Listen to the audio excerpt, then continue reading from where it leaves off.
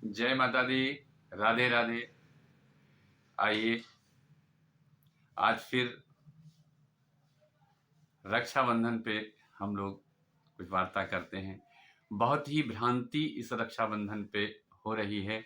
कुछ लोगों का मत है कि 30 तारीख को मनाई जाए, कुछ लोगों का कहना है कि 31 तारीख को मनाई जाए।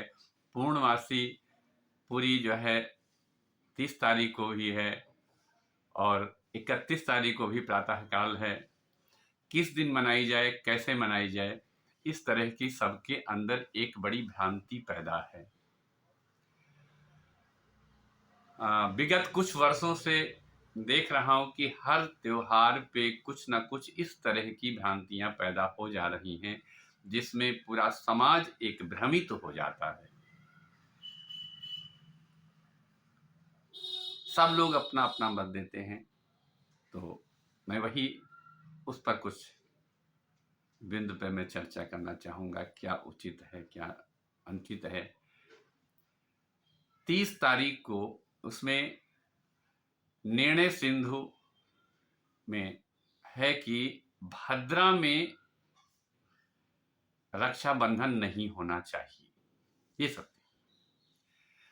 30 तारीख को 8:57 तक भद्रा है। रात्रि में 8:57 तक भद्रा है। 30 तारीख को पूर्णमासी उस दिन है, लेकिन 8:57 तक भद्रा है। भद्रा के पश्चात ही जो है हम रक्षाबंधन का कार्यक्रम कर सकते हैं। 30 तारीख को 31 तारीख की जो बात है उसमें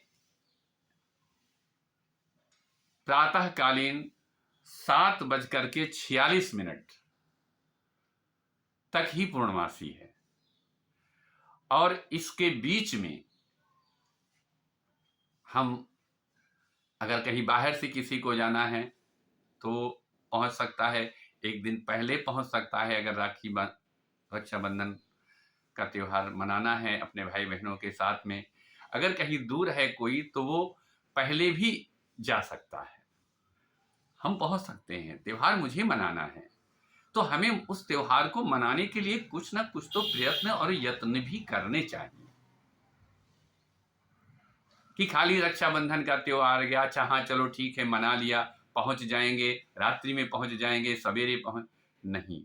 कुछ समय होता है, उस समय काल में ही कुछ कार्य किए जाते हैं और समय का हमारे जीवन में बहुत प्रभाव पड़ता है। सही समय से किया हुआ कार्य ही हमारे लिए फलदायी और लाभकारी होता है। तो इसलिए 31 तारीख को 7:46 तक का समय है। तत्पश्चात प्रतिपदा लग जाएगी।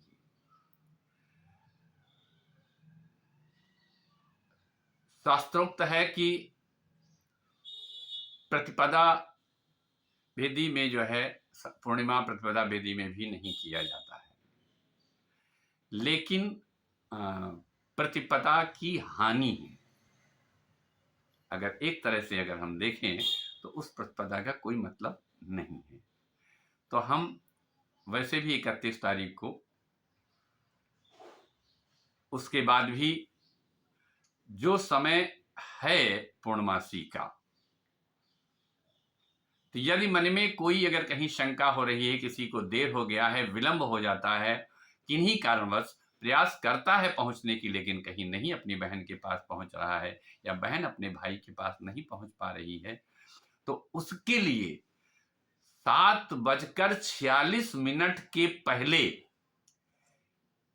यदि वो बहन अपने घर में जो ठाकुर जी हैं उनको सारी राखी समर्पित करके उनके हाथ में एक बांध दें और प्लस सब उनके पास रख दें और तत्पश्चात 5 मिनट बाद वहां से उसको उठा लें, फिर वो पूरे दिन रक्षा बांध सकती हैं और उस रक्षा को बांधने के बाद कहीं किसी का अहित नहीं हो सकता, क्योंकि जब ठाकुर जी को समर्पित हो गया तो वो सब चीजें दोष रहित हो जाती हैं।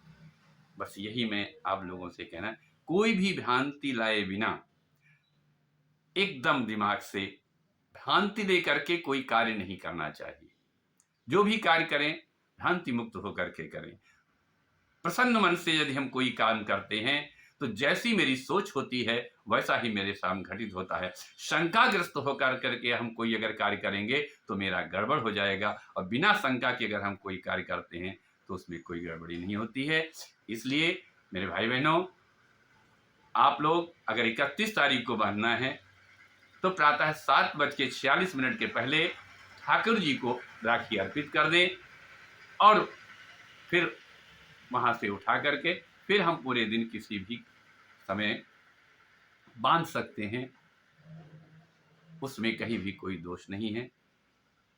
ये जहाँ पर गोविंद की, बिहारी जी की, ठाकुर जी की कृपा होती है और उनका दिया हुआ, क्योंकि उन्हीं के ही राजा बलि को जो आशीर्वाद मिला था रक्षा के बारे में, वही मंत्र भी बोला जाता है, इन बंदरो बलि राजा ज्ञान।